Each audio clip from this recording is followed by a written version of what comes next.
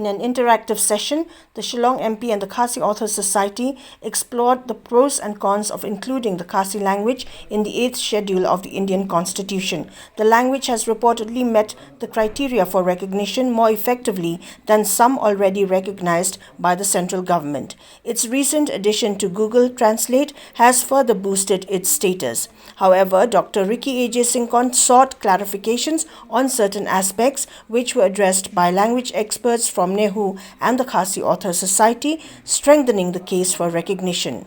The MP had earlier urged upon the Parliament to support the inclusion of Khasi in the 8th schedule, highlighting issues related to education and essential elements necessary for the language's growth and progress.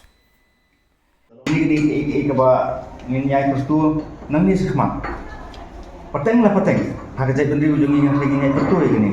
Kei gua pila le itu kan sana kanong kahana menor kanong history apa hagajai bendri ujungi. Kei gua pila keren terus.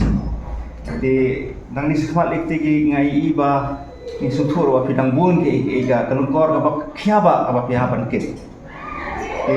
Isu aitan kajing kit bot kedua.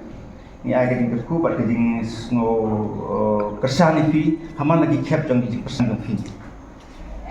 Like now nong tho ngadi ru barikot hare beli bat ka kam tho kam tar ngai ba sabar na kan ga jeli jong ga seng ngai ba ka dangsen la mi satu ka Google Translate hoi ngal persngo ndiat ha ka seng ru na du ki por kisne ba swa tikala mi juntu tikala dan inu bentai ba kala se ban sa no senyang ban kesan nam yang ni kadau ni Hindi iding tunari dan tigi gini ingin sepak bangin yo banyak pendiam iding pendiam di bawah mo ini dek kuno bangin bangin iki dan tela kuno ila dan itu tau so bami banla ban tunrong lem bangin nang yo su ujing kesan ikum penting juga diferensiasi juga pada bentuk yang itu dengan negeri paling tinggi kaki ke ibarat bentuk yang kegunaan atau terbang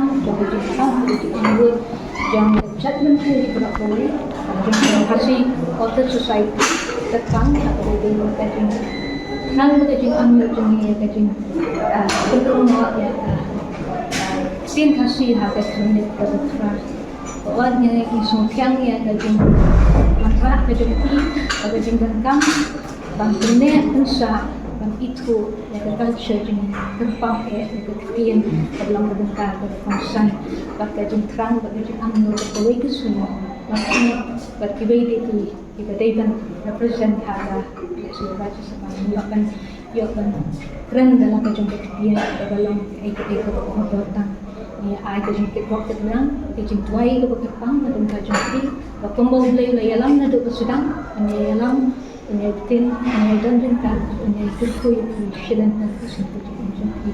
ada bersatu ikut pendiri ikut politics kaba lapnong kakum kanong pendiri ke bat sya so I know ikut pendiri